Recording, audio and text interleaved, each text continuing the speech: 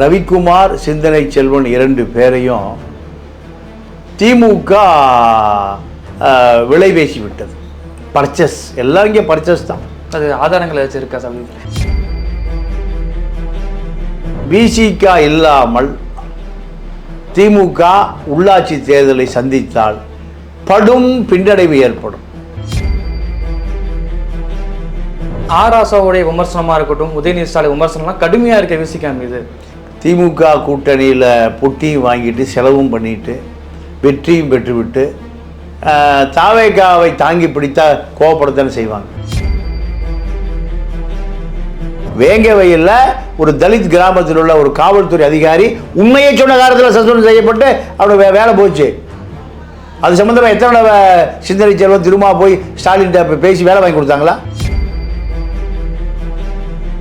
ஆட்சி நடத்துவதற்கு ஊழல் ஆட்களை பூரா சேர்த்து ஆரம்பிச்சிட்டாங்க. விஜயபாஸ்கரை போல. விஜயபாஸ்கரை சேர்த்தும் போது அன்புமணி ஒன்றும் பெரிய திண்டத்தகாதவர் அல்லவன். திமுக அதிமுக அதே ஸ்டைல் தான் இப்போ தாவேக. கூட்டணி தர்மம்னா அடிமையா கிடக்கணும், எதிர்த்து கேள்வி கேட்கக்கூடாது.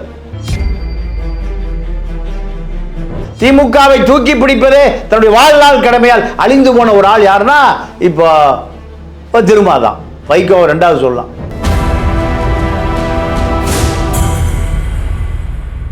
நேயர்களுக்கு வணக்கம். இன்று நம்மோடு அரசியல் பேசுவதற்காக இணைந்திருக்கிறார் மூத்த பத்திரிகையாளர் தமிழா பாண்டியன் அவர்கள். வணக்கம். வணக்கம் சார். தாவேகா கூட்டணியில் பாமக இணைய போகிறதா ஒரு தகவல் வெளியாயிருக்கு. பாமக நோக்கி முதலமைச்சர் விஜய் அவர்கள் நகர்றாரா? எப்படி பார்க்குறீங்க சார்? விசிக வெளியேறினால் பாமக உள்ளே வரும். விசிக திமுக கூட்டணியிலிருந்து முற்றுமுழுதாக வெளியேற முடியவில்லை. ஏன் வெளியேற முடியவில்லைன்னா, விசிகாவை ரவிக்குமார், சிந்தனை செல்வன் 2 பேரையும் திமுக விலை பேசி விட்டது. பர்ச்சஸ், எல்லாம் இங்கே பர்ச்சஸ் தான். அது ஆதாரங்கள் ஏதாச்சும் இருக்கா சார்? ஆதாரம் நான் போய் இந்த ரவிக்குமார்ட்டையும் சிந்தனை செல்வன்ட்டையும் போய் டாக்குமெண்ட் வாங்கிட்டு நாளைக்கு தந்துடுறேன், நாளைக்கு வாங்கிக்கலாம். இதுதான் ஆதாரம். ஆமாம், ரவிக்குமார், சிந்தனை செல்வன் 2 பேரும் திமுகவில் அடைக்கலமான பிறகு திமுகவில் அடைக்கலமாக இருந்த ஆளூர் ஷானவாஸ் மீண்டும் விசிகாவுக்கு திரும்புகிறார். இதுதான் ஆதாரம். விசிகாவின் தலைவர் திருமாவை நீண்ட நாட்களாக சந்திக்காமல் இருந்த ஆளூர் ஷானவாஸ் திமுக உடைய திட்டப்படி ஒரு தனி கட்சி, ஒரு முஸ்லீம் அமைப்பு தனியாக துவங்குவதற்காக திமுக கொடுத்த அசைன்மெண்ட். இந்த அசைன்மெண்ட்டை விட பெரிய அசைன்மெண்ட் என்னன்னா, விசிக இல்லாமல் திமுக உள்ளாட்சி தேர்தலை சந்தித்தால் படும் பின்னடைவு ஏற்படும். இது திமுக மூத்த தலைவர்களுடைய கணிப்பு. அப்பொழுது மீண்டும் விசிகாவை திமுக கூட்டணிக்குள் கொண்டு வந்தால் மட்டும்தான் திமுக மீண்டும் தேர்தலை சந்திப்பதற்கான தெம்பு பெறும். இதே போல திமுகவினுடைய உதயநிதியும் ஸ்டாலினும் கலந்து கொள்கிற அத்தனை நிகழ்ச்சிகளிலும், திமுக நிகழ்ச்சிகளிலும் சீமானை கலந்து கொள்ள அழைக்கிறார்கள், திமுகவை அழைக்கிறார்கள். உதாரணத்துக்கு துறைமுகம் காஜா பேச்சு கல்யாணத்தில் உதயநிதியே சீமானை கலந்து கொள்ள சொல்லி அவரை அழைக்கணும்னு சொல்லி துறைமுகம் காஜாவுக்கு அழுத்தம் கொடுத்து முதல் ஆளாக சீமா உட்கார்ந்துருக்கார். இதெல்லாம் சாதாரணமாக நடக்காது. அப்போ திமுக என்ன நினைக்குது? தாவேகா கூட்டணியை உடைத்து திமுக மீண்டும் அதே பலத்தோடு தேர்தலை சந்திக்கும். ஏன்னா கடந்த காலங்களில் நடந்த சட்டமன்ற தேர்தலில் திமுக விசிகாவை வைத்திருந்தது, கம்யூனிஸ்டுகளை 2 கம்யூனிஸ்டுகளை வைத்திருந்தது, வைகோவை வைத்திருந்தது, காங்கிரஸை வைத்திருந்தது, முஸ்லீம்களை வைத்திருந்தது, கிறிஸ்தவர்களை வைத்திருந்தது, தலிதை அத்தனை பேரையும் வைத்திருந்தது. அதுதான் இப்போ 25% வாக்கு. இப்போ இதில் பாதி திமுகவினுடைய பலமான வாக்கு வங்கி பூரா தாவேக பக்கம் போயிடுச்சு. அப்போது திமுக தடுமாறுது. எப்படி தேர்தலை சந்திப்பது? தேர்தலை சந்தித்து 10% 5% வாக்கு வாங்கினா அதோட அரசியலே அஸ்தமித்து போகுமே. சார், விசிகாவை திமுக கூட்டணியில் கொண்டு வர முயற்சி பண்ணுறாங்கன்னு சொல்கிறீங்க. ஆனால் ஆராசாவுடைய விமர்சனமாக இருக்கட்டும், உதயநிதி ஸ்டாலின் விமர்சனம்லாம் கடுமையாக இருக்க விசிகா மீது.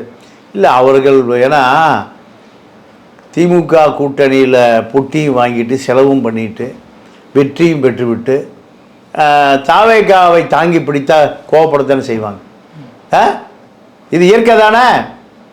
இதை மீறி மீண்டும் இப்போ அதில் கம்யூனிஸ்ட் கட்சி இழுக்க முடியாது, காங்கிரஸை இழுக்க முடியாது. ராகுல்கிட்ட பேசணும். ராகுலுக்கும் ஸ்டாலினுக்கும் அந்த உறவெல்லாம் முடிஞ்சு போச்சு. கம்யூனிஸ்ட் பேபியை பேசணும், அகில இந்திய சிபிஎம் தலைவரை பேசணும். அது ஸ்டாலின் பேச மாட்டார். பேசினாலும் அது நடக்காது. சிபிஐயில் டி ராஜாட்ட பேசணும், அதுவும் நடக்காது. இப்போது முஸ்லீம் அமைப்புகளை உள்ளே கொண்டு வருவதற்கு அகில இந்திய முஸ்லீம் லீக் கேரளாவில் இருக்க தலைவர்கிட்ட பேசணும், அதுவும் நடக்காது. இப்போ எளிதாக நடக்கக்கூடிய விஷயம் இது விசிகா தான். அப்போ விசிகா இந்த சிக்னல், நாங்கள் திமுக கூட்டணியில் தொடர்கிறோம், தாவேகா கூட்டணியில் அமைச்சராக இருக்கோம், அதற்காக நாங்கள் திமுக கூட்டணி முறித்து விட்டு வந்தோம்னு சொல்ல முடியாது. இல்லை சார், இதே தான் இப்போ விருது வழங்குற விழாவில் திருமாவளவன் என்ன சொன்னார் அப்படின்னா, திமுக தலைமை கூட்டணியில் விசிகா இல்லைன்னு சொல்லி திமுக தலைமை அறிவிச்சது, ஒருவேளை தாவேகா கூட்டணி அமைச்சா அதை பங்கு பெறும் தான் சொன்னார். ஏன் இந்த நிலைப்பாடு மாறுது அடிக்கடி அவரோடது? இல்லை, அதுதான் இப்போ திமுக எப்படியாவது விசிகாவை தன்னுடைய கூட்டணிகளை கொண்டு வந்து விட வேண்டும்னு விரும்புது. ஏன்னா இல்லை, திமுக தனிச்சு நின்றால் உள்ளாட்சி தேர்தலில் ஒரு 3-4 மாதம் வரப்போகுது. அப்போ பெரிய அளவில் அடிப்படை கட்டமைப்பு இருக்கிறது அதிமுகவும் திமுகவும் தான் களத்தில். அப்படி இருக்கும்போது விசிகா உதவி நாடுறதுக்கான தேவை இருக்க களத்தில் இன்னும் நிறைய இருக்குது. விசிகா இல்லாமல் திமுக நேர களத்துக்கே போக முடியாது. அதாவது முஸ்லீம் வாக்கு, கிறித்துவ வாக்கு, தலித் வாக்கு 3 தான் திமுகவுடைய முதுகெலும்பே. இது 3 இப்போ இல்லை. முதல் கட்டமாக விசிகாவை எளிதாக உடைக்க முடியும். ஏன்னா கடந்த காலங்களில் ரவிக்குமார், சிந்தனை செல்வம், எஸ் பாலாஜி, பனையூர் பாபு இவர்களெல்லாம் திமுகவினுடைய சட்டமன்ற உறுப்பினர்களாகத்தான் செயல்பட்டாங்க. விசிகா சட்டமன்ற உறுப்பினர்கள் செயல்படலை.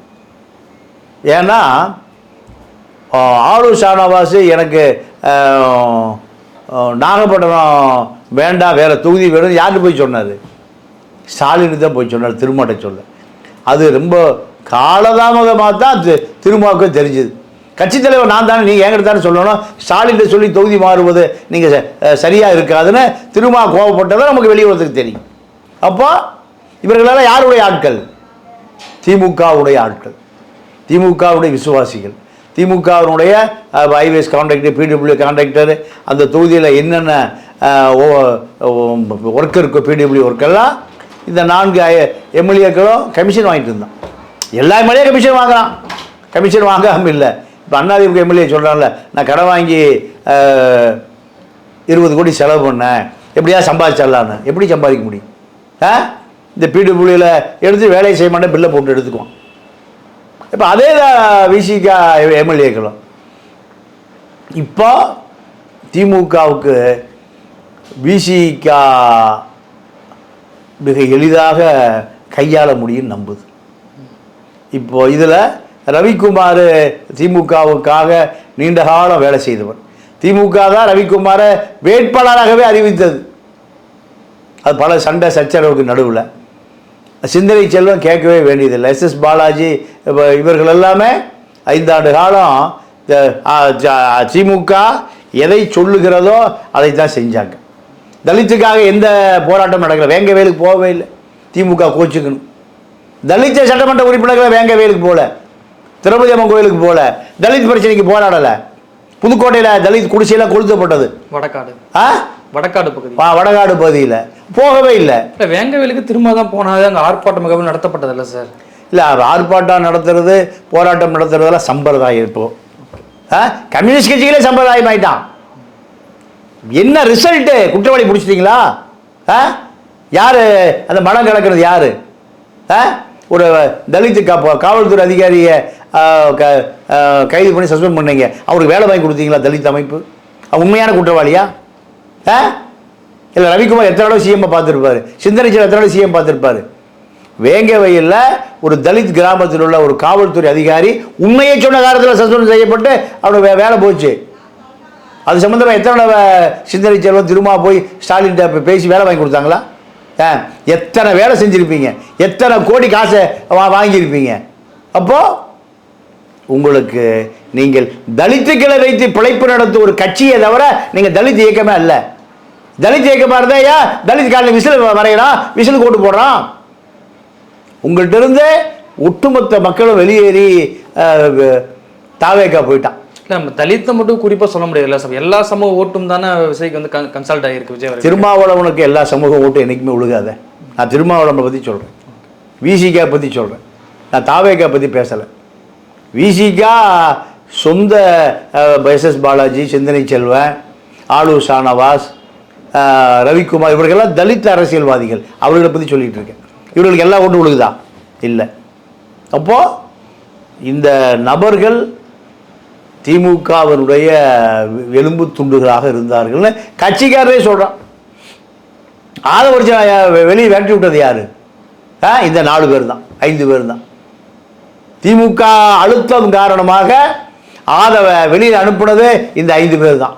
திருமாவை தவிர ரவிக்குமார், எஸ்எஸ் பாலாஜி, சிந்தனை செல்வன், வன்னியரசு, ஆளூர் ஷானவாஸ் இவர்கள் தான் சிந்தனை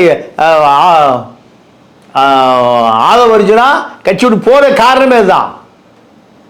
40 வருட காலம் அரசியல் செய்த என் தலைமை என் முதலமைச்சர் ஆகக்கூடாதா? 4 படத்தில் நடித்தா உதயநிதி முதலமைச்சர் ஆகலாமா? இந்த கேள்வி தானே வெளியே அனுப்புனது. அப்போது இப்போ அதே ஆட்கள் தான் திருமாவை மீண்டும் திமுக பக்கம் கொண்டு வருவதற்கு கடுமையாக முயற்சிக்கிறாங்க. திமுகவும் விரும்புது.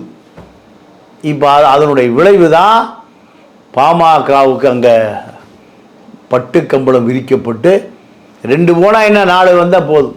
Sir CPM, CBI, Visika, Congress போன வலுவான ஆட்கள் வந்து இந்த அமைக்கப்பட்ட ஆட்சி, இந்த ஆட்சி நம்பிக்கை இல்லாமல் பாமக நோக்கி நகர சூழல் ஏற்பட காரணம் என்ன சார்? இந்த 2 விசிகா சட்டமன்ற உறுப்பினர்கள் நம்பிக்கையோடு இல்லை. கம்யூனிஸ்டுகள் விமர்சனம் பண்ண ஆரம்பிச்சிட்டாங்க. எப்போது வேண்டுமானாலும் வாபஸை திரும்ப பெறலாம். அப்போ அவர்களுக்கு என்ன தேவை? ஆட்சி நடத்துவதற்கு ஊழல் ஆட்களை கூட சேர்த்து ஆரம்பிச்சிட்டாங்க. விஜயபாஸ்கரை போல. விஜயபாஸ்கரை சேர்த்தும் போது அன்புமணி ஒன்றும் பெரிய திண்டத்தகாதவர் அல்லவன், அன்டச்சபிள் அல்லவன். கூட்டணி என்பது எதை சொன்னாலும் கேட்டுட்டு இருக்கணும், அதுதான் கூட்டணி. எதிர்த்து பேசினால் நீங்கள் ஆட்சியை கவுக்க ஆரம்பிச்சிட்டிங்கன்னு அர்த்தம். திராவிட இயக்கம் அரசியல் அதுதானே. அதிமுக, திமுக எல்லாம் அப்படித்தானே. 2 பேரும் கம்யூனிஸ்ட் கட்சிகள் அழிஞ்சு போனதே இப்படித்தானே. அதிமுக சேர்ந்தால் அதிமுக 5 ஆண்டு காலம் விமர்சனம் பண்ண மாட்டாங்க. திமுகவோட சேர்ந்தால் திமுக விமர்சனம் பண்ண மாட்டாங்க. ஜெயலலிதா பஞ்சமி நிலத்தை எடுத்து தான் சிறுதாவூரில் பெரிய பங்களா பிரான்ஸ் அரசாங்கத்தில் பிரெஞ்சு ஸ்டைலில் கண்டிச்சு. அதை சிபிஎம் தலைவர் வரதராஜன் தான் கண்டித்து ஆர்ப்பாட்டம் நடத்தினார். அதே சிபிஎம் தலைவர் வரதராஜன் ஜெயலலிதா சீட்டு கேட்டு போய் அங்கே போய் தவம் கிடந்தார். உயர்ந்த மனிதன் வரதராஜன். அவர் மகன் என்ன தள்ளுவண்டி கடை வச்சு நான் ஹோட்டல் நடத்திட்டு இருக்கார் திண்டுக்கல்ல. அப்போது திமுக, அதிமுக அதே ஸ்டைல் தான் இப்போ தாவேக்கா. கூட்டணி தர்மம்னா அடிமையாக கிடக்கணும், எதிர்த்து கேள்வி கேட்கக்கூடாது. எதிர்த்து கேள்வி கேட்டால் நீங்கள் கிளம்பிடுங்க. கேள்வி கேட்பதற்கு தகுதி உள்ள கட்சிகள் இங்கே இல்லாமல் போயிடுச்சு. எல்லாமே திமுக, அதிமுகவுக்கு ஒரு அடிமைகளாக கிடந்து எந்த சமூகத்தில் எந்த குற்றம், சமூகத்தில் எந்த கொலை எதையும் கேட்க மாட்டான். அஜித் அடித்து கொண்டாலும் சரி, அதிமுக ஆட்சி காலத்தில் பென்னிஸும் ஜெயராஜும் ஸ்டேஷன்லேயே கொண்டாலும் சரி, கம்யூனிஸ்டுக்கு ஆர்ப்பாட்டமே நடத்த மாட்டான். அப்போது இவர்களெல்லாம் கூட்டணி தர்மம் என்ன? எது செய்தாலும் அடிமையாக கிடக்கணும் என்பது தான். இப்போ கம்யூனிஸ்ட் கேட்க ஆரம்பிச்சிருக்காங்க. கம்யூனிஸ்டுகளை மீது அவர்களுக்கு நம்பிக்கை இல்லை. விசிகா நீங்கள் 2 கட்டான இருக்குது. அவரால் எதையும் உறுதியாக சொல்ல முடியல. காரணம், நீங்கள் இப்போ திமுக மிரட்ட ஆரம்பிச்சிருக்கு பின்னணியில். சார் இப்போ தாவேக்கா அமைச்சரவையில் விசிக்கு இடம் பெற்றிருக்காங்க, அது கூட்டணியில் சேர்ந்த கணக்கு தான். இப்போ அந்த கூட்டணி இருந்துக்கிட்டு எப்படி திமுகவோடு அந்த நட்பம் தொடர முடியுங்கிற கேள்வி இருக்குல்ல சார்? இல்லை, தலைவர் அவர் விசிகாவுடைய தலைவர் திரும்ப தான் முடிவு பண்ணணும். அது அவர் சொந்த கட்சி, அவர் தான் அங்கே ஆளுமை, அவர் தான் அதிகார மையம். அப்போ அவரே சொல்கிறாரு திமுகவிலும் கூட்டணி தொடரும், அமைச்சரவையிலும் நாங்கள் பங்கு பெறுவோம். இப்படி 2 பக்கம் கூட்டணியில் இருக்க முடியும் சார் கட்சி? இல்லை, இங்கே தமிழ்நாட்டு அரசியல் கருணாநிதி தான் இதுக்கு உதாரணம். தத்துவங்களின் தலைவன் மார்க்ஸ், தவறுகளின் தலைவன் கருணாநிதி.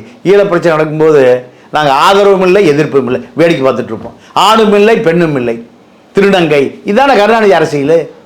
அப்போ கருணாநிதி அரசியலை தொன்று வந்த மக்கள் இப்போ அப்படி தானே இருப்பான். இது திரும்ப கருணாநிதியுடைய தயாரிப்பு தானே, தலித் தயாரிப்பு அல்ல. அவர் அரசியல் படித்த காலத்திலிருந்து திமுகவை தூக்கி பிடிப்பதே தன்னுடைய வாழ்நாள் கடமையால் அழிந்து போன ஒரு ஆள் யாருன்னா இப்போ திரும்ப தான். வைகோவை 2வது சொல்லலாம், முதல்ல தான் நான் வைகோவை சொல்லுவேன். இப்போ அது திரும்ப அந்த இடத்துக்கு வந்துட்டார். திமுக என்ன தவறு செய்தாலும் தூக்கி பிடிப்பதான் வாழ்நாள் கடமை. அப்போ எப்படி மக்கள் ஓட்டு போடுவான், இப்படி நம்புவான். நேற்று கட்சி ஆரம்பித்து இன்றைக்கி முதலமைச்சர் நாற்காலிக்கு வந்த விஜய அத்தனை தலித்துகளும் சாரியாக போகிறான். இதுக்கு என்ன காரணம்? ஒரு நல்ல அமைப்பு இல்லை, நல்ல இயக்கம் இல்லை, மக்களை நம்பிக்கை பெற்ற அமைப்புகளே இல்லை. எல்லாம் கொள்ளையடிப்பது தான் அரசியல். அலிபாபாவும் 40 திருடர்களும் தான் இங்கே அரசியல். அப்போ மக்கள் என்ன பண்ணுவான்? யாராவது புது சக்தி நம்பித்தானே ஓட்டு போடுவான். நம்பிக்கைக்கு எம்ஜிஆரை நம்பினா, கருணாநிதியை நம்பினா மக்கள், பல பேரை ஜெயலலிதாவை நம்பினான், பல பேரை விஜயகாந்தை நம்பினான். இப்போ விஜயை நம்பி இருக்கிறார். இது காலத்தின் கோலம், தமிழரின் சாபக்கேடு. விஜயபாஸ்கரெல்லாம் இப்போ மீண்டும் அதிகாரத்துக்கு வருவது என்பது இங்கே ஊழலுக்கு எந்த தண்டனையும் கிடையாது. ஊழல் செய்வதற்கு எந்த தண்டனையும் கிடையாது.